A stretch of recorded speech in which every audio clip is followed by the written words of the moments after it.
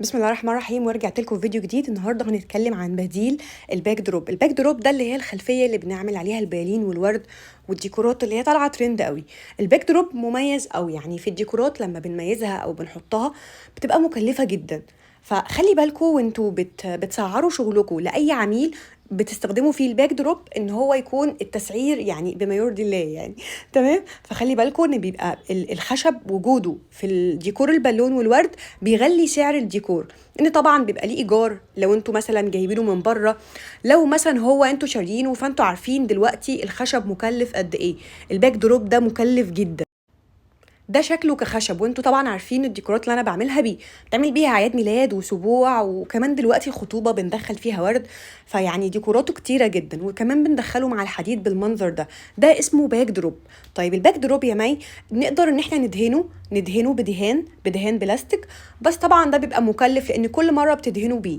طيب انا بقى يعني بحاول ان انا استخدم بديل. ايه هو البديل؟ انا البراويز دي براويز خشب، بس برضو خلينا واضحين انها برضو مكلفة، يعني حاجة زي كده ممكن في حدود 300 جنيه البرواز الواحد. فبرضو الله اعلم على حسب سعر الخشب دلوقتي سعره كام. انا جبت قماش، القماش ده بيبقى فيه مطة. يعني بنروح لاي حد بتاع قماش، عشان بس اللي هيسالني في الكومنتات ايه نوع القماش. تمام، يبقى انا كده جاوبت اهو في الفيديو. طيب ايه هو نوع القماش؟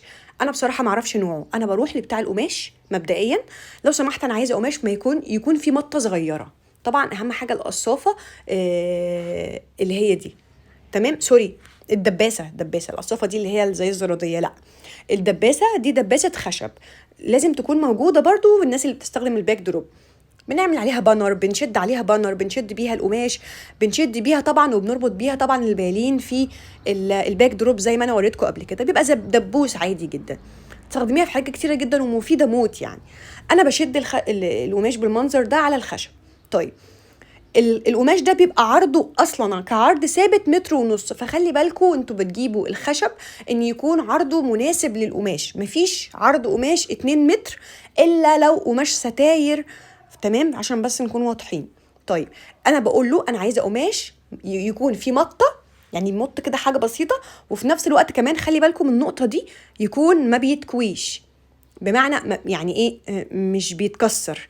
ازاي ما بيتكسرش؟ يعني لما بيتركن او كده، اللي هو بصوا انا شديته مش محتاج ان هو في قماش بيبقى محتاج يتكوي الاول او بيحتاج يتكوي على طول، فده هيتعبكم جدا، هيبقى في كل مره او كل ايفنتو بتستخدموه هتحتاجوا تكووا.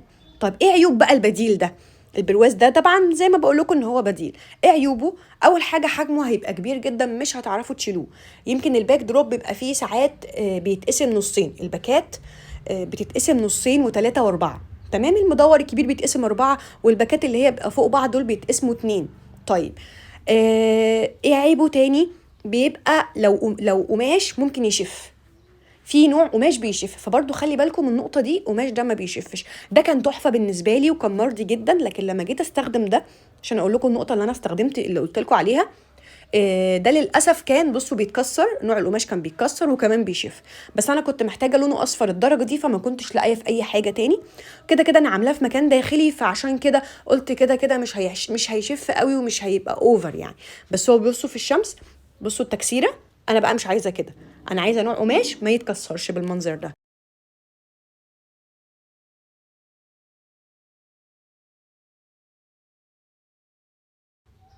بصوا زي ما قلت لكم حجمه كان كبير جدا، وبصوا هتحسوا انه فيه شفه شويه، وطبعا التكسيره دي بس انا مع الشد ان انا بحاول على قد ما اقدر ان انا اشده كويس جدا. فحاولت ان انا اخفي التكسيره دي، او ممكن عندكم مكوه خفيفه خدوها معاكم تكووا بيها وهتقضي الغرض يعني.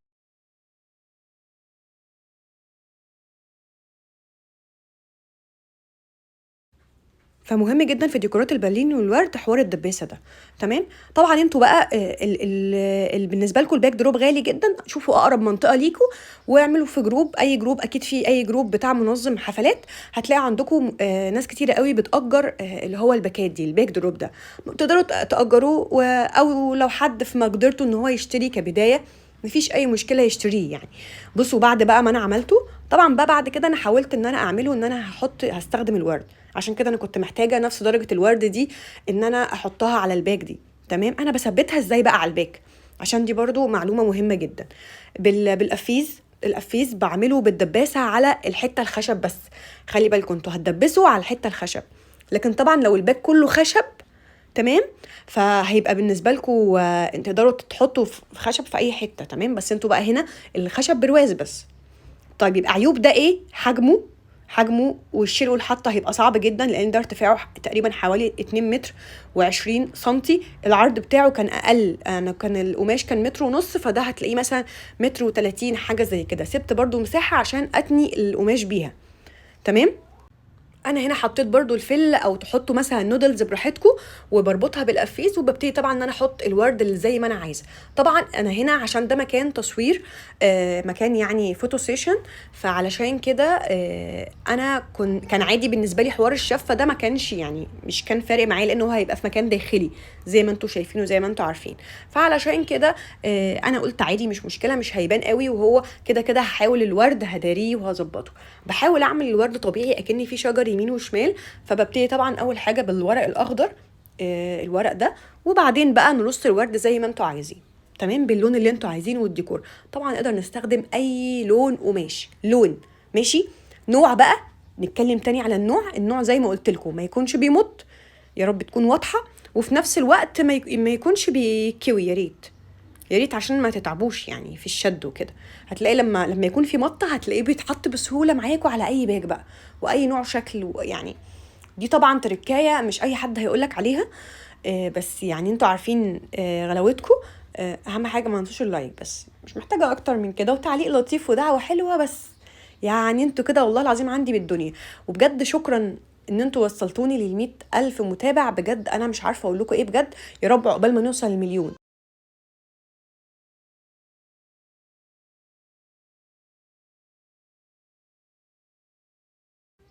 انا هنا استخدمت نوع الورد ده عشان يبقى طالع كده اكنه جاي من شجره شويه، كان شكله الى حد ما حلو. والناس قوي تستغرب اشمعنى لون اصفر، بس هو بصراحه كان حاجه طاقه كده ومختلفه. نقدر بقى احمر، اخضر، كحلي، ازرق، هتشوفوا بقى حاجات كتيره جدا.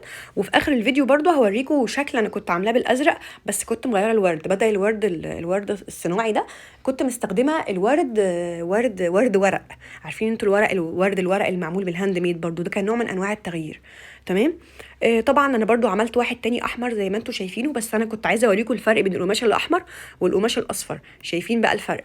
حبيت ان انا استخدم كذا نوع من الورد عشان يبقى طبيعي كده وفي فوليوم كده وحاجه يعني. يا رب يكون بس عجبكم الفكره واستفدتوا من الفكره دي. طبعا زي ما قلت لكم القماش ده نقدر نحطه على اي نوع من الباك، بس انا كنت عايزه اعمل حاجه تبقى ثابته، ما اعملش كله خشب ويبقى مكلف بالنسبه لي جدا، وفي الاخر يتركن في مكان يعني تمام.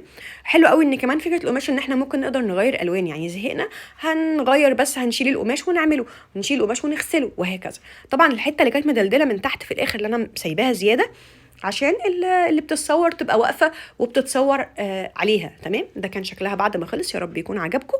هعمل بقى واحده كمان لونها بالاحمر، بس هستخدم الورد الطبيعي، سوري ورد صناعي، بس اللي هو القطيفه اللي هو باين قوي ان هو طبيعي. عارفين انتوا بتاع البوكيهات ده كان صعب جدا في قصه، كان صعب صعب صعب، فانتوا اللي هتجيبوه بقى فانتوا هتتعبوا جدا في حوار القص ده تمام. تمام بنفس الطريقه بقى هنعمل بالفل او بالنودلز، وهنبتدي نعمله بالقفيز بنثبته في الحته الخشب، وابتدي ان انا ادخل الورد. تشوفوا الورد ده شكله عامل ازاي، شكله فظيع بصراحه، في التصوير كمان حاجه وهم تمام.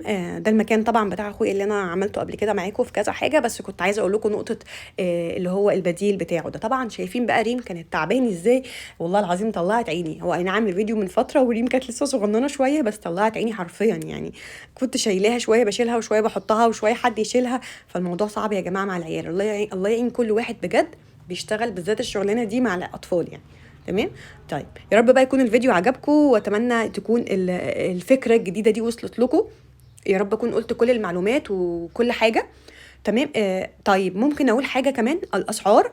القماش ده سعره كام يا مي؟ تقريبا دلوقتي في رينج 60 جنيه المتر في رينج 60 جنيه تمام. وهوريكم برضو اللي هو الازرق، ده كان شكل الازرق مع الورد اللي هو الورق هاند ميد تمام. ده كانت ميرنا هي اللي كانت عاملاه. انا عملت معاكم قبل كده على فكره ورد هاند ميد ورق من فتره كبيره قوي، فهحاول اشوف لكم الفيديو وانزله لكم في صندوق الوصف باذن الله يعني. بس ده كان شغل ميرنا يعني بصراحه. فتسلم ايديها، ويا رب يكون الفيديو عجبكم. لو انتم بتشوفوني لحد هنا فاشكركم من كل قلبي.